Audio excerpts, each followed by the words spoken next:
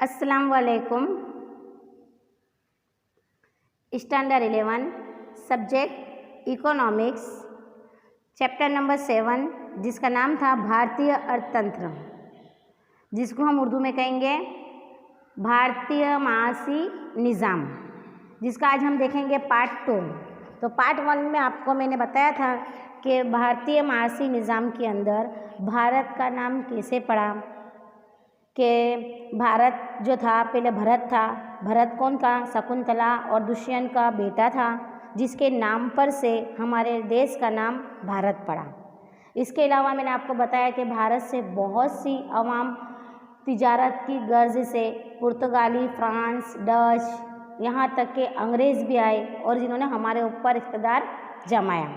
यह आप सबको बताया था। इसके अलावा मैंने क़दीम भारत यानी कि प्राचीन भारत के बारे में आपको जानकारी दी कि उस वक्त भारत के अंदर, क़दीम भारत के अंदर, कि जिस वक्त अंग्रेज़ भी नहीं आए थे, उस वक्त हमारे भारत इतना खुशहाल मुल्क था कि उस वक्त उसको सोने की चिड़िया के नाम से जानते थे। तो वहाँ उसके ऐसा क्या था कि जिससे भारत इतना आगे था? तो मैंने आपको समझाया था रोज़गारी का ढांचा, कि उस वक्त 3 रोज़गारी के जो ढांचे थे, यानी कि ज़राअत जिसको हम कहेंगे खेती, सनत और खिदमत, इसके बारे में भी मैंने आप सबको जानकारी दी। आज हम देखेंगे कि जब क़दीम भारत था यानी कि प्राचीन भारत था तो उसकी रोज़गारी तो थी, लेकिन उस वक्त भारतीय निज़ाम के अंदर यानी कि माशी, भारत के माशी निज़ाम के अंदर उस वक्त राष्ट्रीय आवक यानी कि कौमी आमदनी का क्या हाल था, आज वो हम देखेंगे। तो कौमी आमदनी यानी कि राष्ट्रीय आवक, तो माशियात के अंदर इतिहास से लेकर इतिहासकार जो है यानी कि माशियात दां, जिसको हम उर्दू में कहेंगे माशियात दां, अंगुस्ट मैडिसन ने बताया कि भारत में जो दुनिया का सबसे बड़ा माशी निज़ाम था उस वक्त क़दीम भारत में, मैं क़दीम भारत की बात कर रही हूँ, फ़िलहाल अभी के भारत की भी नहीं करती हूँ और अंग्रेज़ आए उस वक्त की भी नहीं कर रही हूँ, सिर्फ क़दीम भारत की यानी कि पुराने भारत की मैं बात करती हूँ। कि उस वक्त क्या बताया था कि जो भारत का माशी निज़ाम था उस वक्त दुनिया का सबसे बड़ा वो निज़ाम माना जाता था।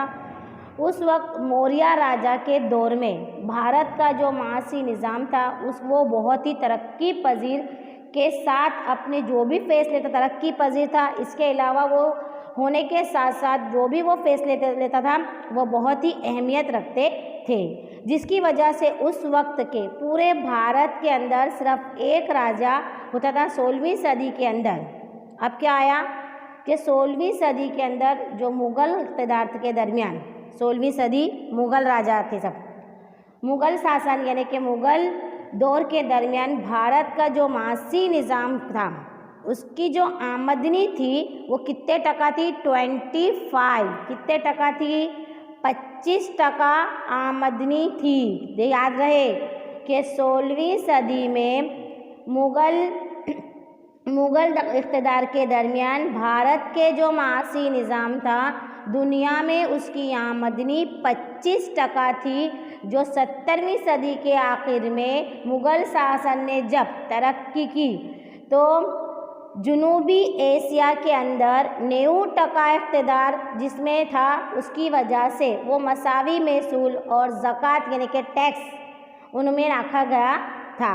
अब ईस्वी सन 1700 में औरंगज़ेब के, देखो 16वीं सदी में मुग़ल शासन, औरंगज़ेब भी मुग़ल शासन में ही है, मुग़ल दौर में ही है, लेकिन उस वक्त माशी निज़ाम की जो आमदनी थी वो कितनी थी? 25% थी। लेकिन ईस्वी सन 1700 के अंदर जब औरंगज़ेब का जब इक़्तिदार था उस वक्त भारत की जो कौमी आमदनी थी वो 10 करोड़ पाउंड हो गई थी। कैसी हो गई थी? 10 करोड़ पाउंड। मुग़ल इक़्तिदार के दरमियान 25% थी, लेकिन 1700 के अंदर जब औरंगज़ेब ने इक़्तिदार संभाला उस वक्त भारत की जो आमदनी थी वो 10 करोड़ पाउंड हो गई थी। और उसके बाद जो बैनुल अक़वामी अवामे यानी कि जो जिसको हम गुजराती में कहेंगे विदेशी प्रजा भारत के देश के अंदर वो कारोबार की मायने से यहाँ पर उन्होंने आना शुरू किया। किसने? भारत की अलावा भारत से अलग जने के यूरोप है, फ्रांस है, अंग्रेज़ है, पुर्तगाली है, ये सब इन्होंने यहाँ पर आने का शुरुआत कर दी। किसकी गर्ज से? कारोबार की, तिजारत की गर्ज से इन लोगों यहाँ पर आने का इन्होंने शुरुआत कर दी।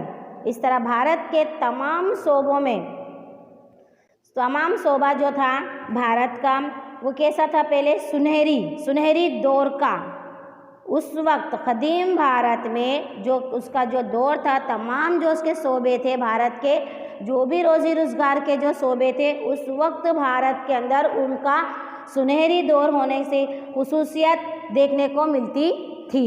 इसीलिए तो हमारा भारत उस ज़माने में बहुत ही खुशहाल कहलाता था। तो ये हुआ कदीम भारत कौमी आमदनी के बारे में बताया कि कदीम ज़माने के अंदर यानी कि कदीम भारत के अंदर भारत की जो राष्ट्रीय आवक थी वो कितनी थी? तो 16वीं सदी के अंदर मुग़ल इक़्तिदार के दरमियान 25% थी, लेकिन सन ईस्वी 1700 के अंदर जब औरंगज़ेब ने अपना इक़्तिदार संभाला, उस वक्त उसकी कितनी थी? 10 करोड़ पाउंड हो गई थी राष्ट्रीय आवक यानी कि कौमी आमदनी। अब हम देखेंगे, चलो ये हो गया हमारा कदीम भारत के बारे में कि मैंने आपको इसके बारे में भारत का नाम कैसे पड़ा, उसके शोबे कौन कौन से थे, उसमें किस तरह से तरक्की हुई, फिर उसके बाद उस वक्त उसकी कौमी आमदनी कितनी थी। अब हम देखेंगे कि उस वक्त का यानी कि आज़ादी पहले का भारतનું अर्थतंत्र, आज़ादी पहले का भारत का माशी निज़ाम कैसा था? ये मैंने आपको कौमी आमदनी उस वक्त की बता दी, लेकिन अब ये स्वतंत्र पहलानो भारतનું अर्थतंत्र यानी कि आज़ादी से पहले का भारत का जो माशी निज़ाम यानी कि फ़िलहाल अभी भी यहाँ पर अंग्रेज़ आए नहीं है, उससे पहले का भारत का जो निज़ाम है, माशी निज़ाम, वो कैसा था और किस तरह से उसके अंदर तब्दीली पेश आई और ऐसी क्या वजह हुई कि हमारा जो भारत है वो सबसे पीछे हो गया, कि उस वक्त हमारा भारत इतने आगे था। तो अंग्रेज़ भारत में जब आए, उस वक्त भारत के अंदर जो ज़राअत की सनत थी और जो कारोबार था वो एकदम क्या था? ऊंचे दौर पर था। भारत का नाम पूरी दुनिया में मशहूर था। मैंने इससे पहले भी आपको तमहीद में बता दिया था कि हम लेसन में ये पढ़ने वाले कि मैंने बताया था कि भारत का डंका पूरी दुनिया में बजता था। लेकिन भारत के अंदर सुतराऊ कपड़ा, मलमल का कपड़ा, तांबा, पीतल, इसके अलावा बर्तन, गरम कपड़ा, यहाँ तक के मरी मसाला यानी कि मिर्च मसाला, तेजाना, लोहे के औजार, ये तमाम के तमाम जो भारत है, ये दुनिया भर के बाज़ारों में इसकी मांग रहती थी। यानी कि पूरा के पूरा ये तमाम के तमाम अशिया भारत क्या करता था? बरामद करता था दूसरे ममालिक को।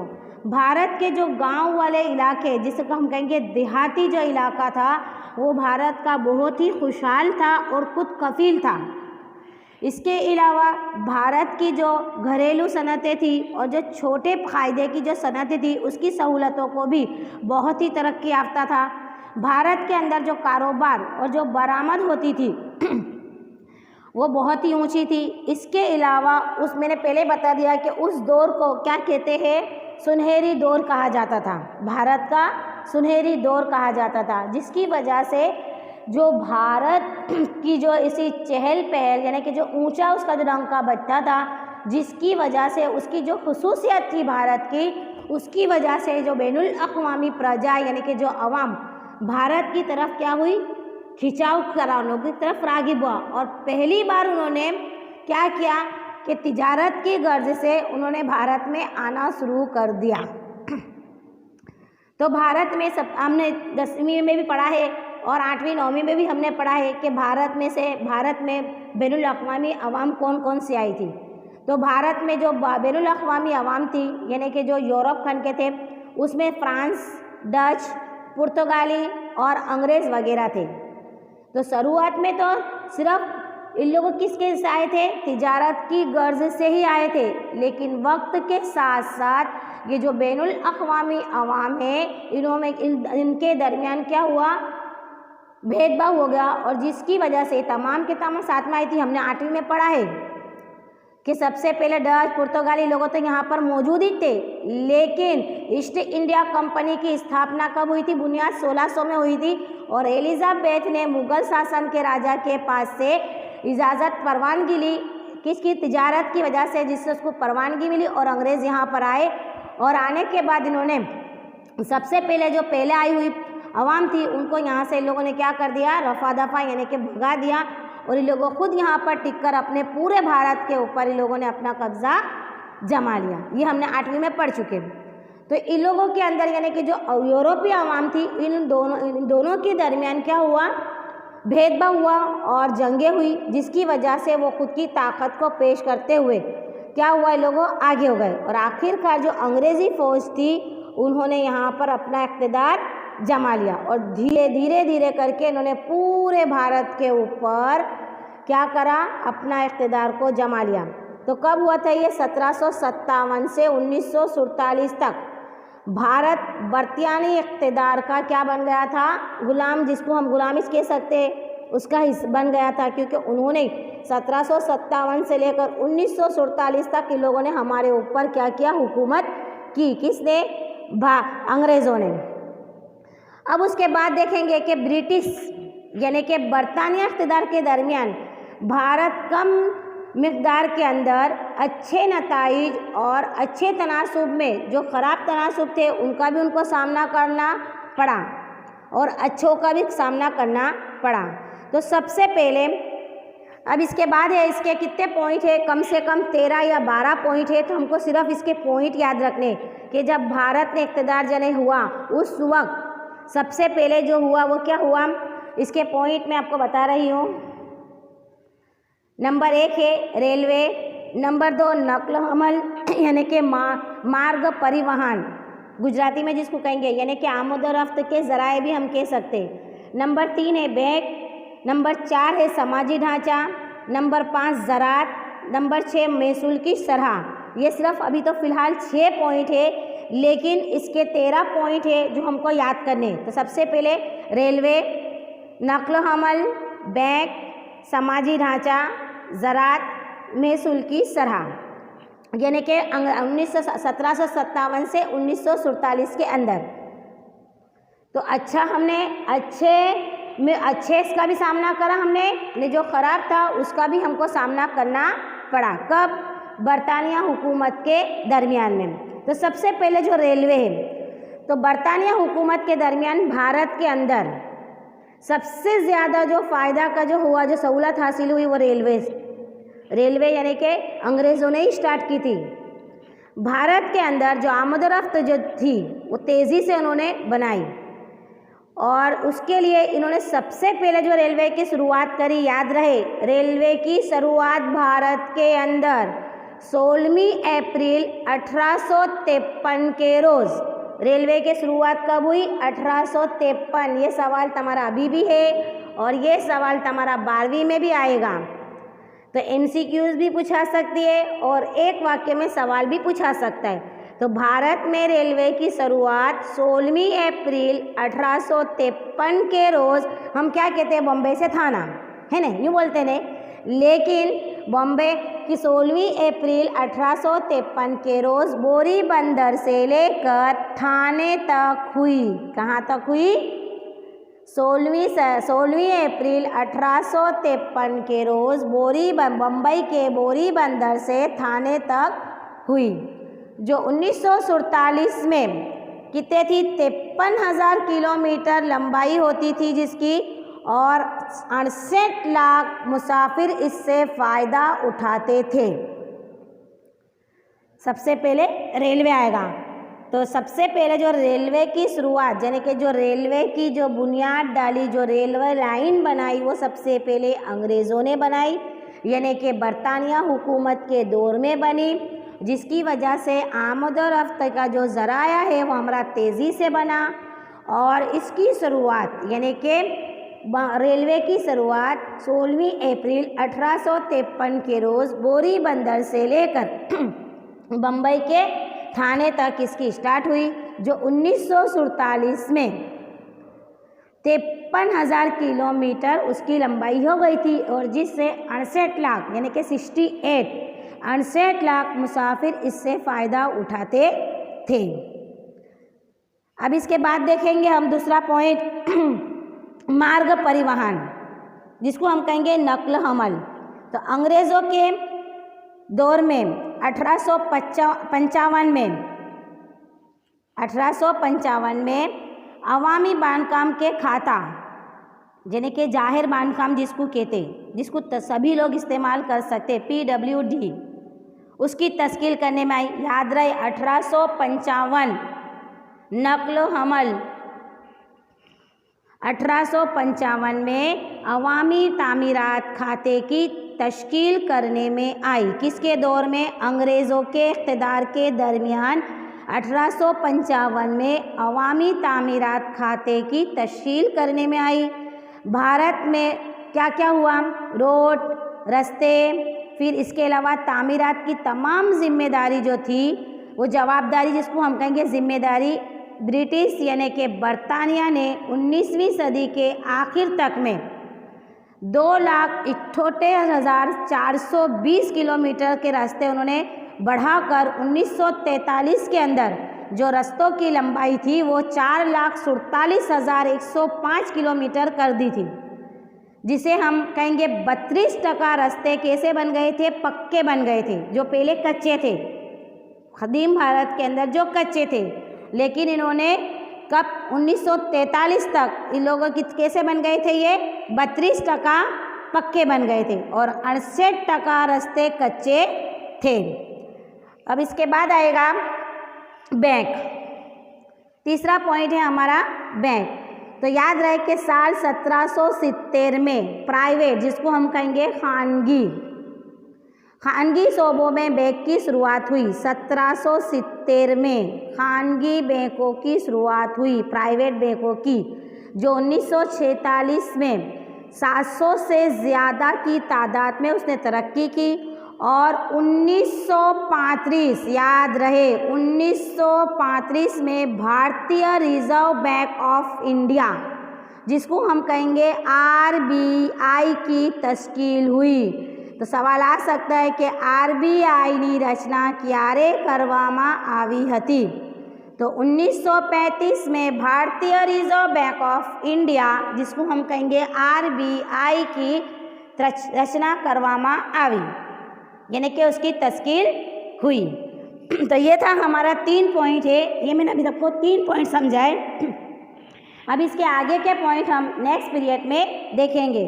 तो अभी मैंने आपको क्या बताया कि कदीम भारत में यानी कि प्राचीन भारत के अंदर जो उसकी कौमी आमदनी थी वो कितने टका थी? 1700 में औरंगज़ेब आया तो 10 करोड़ पाउंड बढ़ गई। और इसके बाद मैंने बताया कि आज़ादी से पहले भारत का मासी निज़ाम कैसा था, तो उसके पॉइंट मैंने आपको बताया कि और कौन कौन सी अवाम यहाँ पर आई थी वो बताया। इसके अलावा मैंने रेलवे की शुरुआत बताई 1853 में कि बम्बई से बोरी बंदर से लेकर कहाँ तक? थाने तक। फिर मैंने आपको बताया नकल हमल यानी कि मार्ग परिवहन बताया कि 16वीं सदी के अंदर 2,78,420 थे और 1943 के अंदर उसकी लंबाई बढ़ गई, 4,47,105 हुए। यहाँ तक के 32% रास्ते पक्के बन गए थे और 68% रास्ते हजू भी कच्चे थे। इसके बाद मैंने बताया आपको बैंक, तीसरा पॉइंट, कि बैंक के अंदर मैंने बताया कि 1770 में खानगी शोबों के अंदर बैंक की शुरुआत हुई। 1946 के अंदर 700 से ज़्यादा इसकी तादाद हो गई थी और इसके अलावा RBI की जो तश्कील है, जो रचना है, वो 1935 के अंदर हुई, जिसको हम कहेंगे भारतीय रिजर्व बैंक ऑफ इंडिया। तो ये मैंने आपको 3 पॉइंट समझाए। अब इसके बाद के नेक्स्ट पॉइंट हम नेक्स्ट पीरियड में देखेंगे।